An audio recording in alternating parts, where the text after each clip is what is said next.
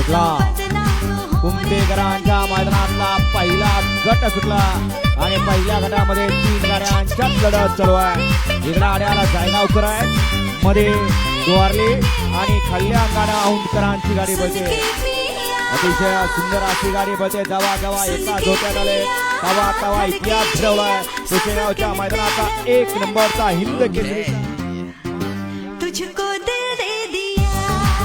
द्वारलीचा हरणे आणि निकीकरांचा गाडी क्रमांक 1 चा निकाल. 1 चा निकालाचा आज क्रमांक 3 व धावली गाडी श्रीराम प्रसन्न कुमटे नागाचे साहिल प्रतिष्ठान द्वारले हरण्या 622 या गाडीचा 1 नंबरला विजय गाडी मालकाचे तेवढे असलेल्या चालकाचा हार्दिक अभिनंदन.